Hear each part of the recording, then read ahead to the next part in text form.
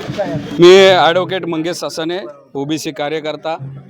6 महिन्यापासून ज्या मंत्रिमंडळातनं भुजबळ साहेबांना डावलण्यात आलं होतं, आज देर आहे दुरुस्त आहे, उशिरा सुचलेला पण शहाणपण म्हणता येईल. पण भुजबळ साहेबांना आज मंत्रिमंडळामध्ये आज त्यांची वर्णी लागली.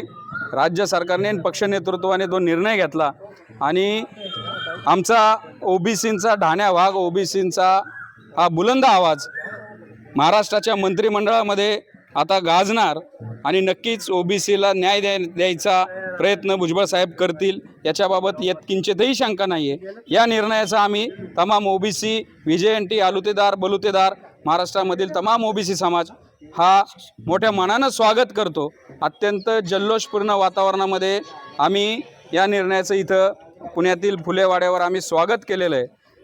येणाऱ्या भुजबळ साहेबांच्या या कारकिर्दीत आम्ही शुभेच्छा देतो आणि सर्व राज्य सरकार, सर्वपक्षीय नेते, मुख्यमंत्री असतील, दोन्ही उपमुख्यमंत्री असतील, यांनी वरिष्ठ सहकार्याला परत एकदा त्यांचं महत्त्व जाणून घेऊन जो न्याय दिलेला आहे, जो मान दिलेला आहे, याबद्दल सर्वांचे आभार मानतो. नाही, नक्कीच, कारण की ज्या प्रकारे भुजबळ साहेबांनी 2 वर्षापूर्वी महाराष्ट्रामध्ये जो जातीय सलोखा बिघडला होता आणि त्याच्यामध्ये भुजबळ साहेबांनी ती आघाडी घेतली आणि महायुती ही जी सरकार आहे, या सरकारच्या जी खिंड लढवली आणि ज्याच्यामुळं भुजबळ साहेबांकडं पाहून आम्ही ओबीसींनी या सरकारला एवढ्या मोठ्या प्रमाणात बहुमत मिळवून दिलं.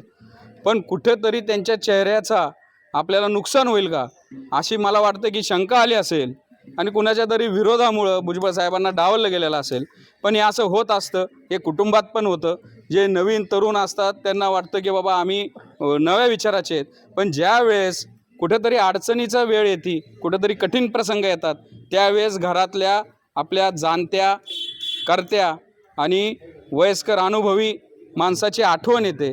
आणि तसंच आज झालं असेल. स्थानिक स्वराज्य संस्थांच्या निवडणुका आता येत्या 2 ते 3 महिन्यामध्ये होणार आहेत आणि मग नक्कीच भुजबळ साहेबांच्या अनुभवाचं महत्त्व हे सर्वांना समजलं असेल आणि त्यांनी सन्मानानं भुजबळ साहेबांना आज हे मंत्रिपद दिलं.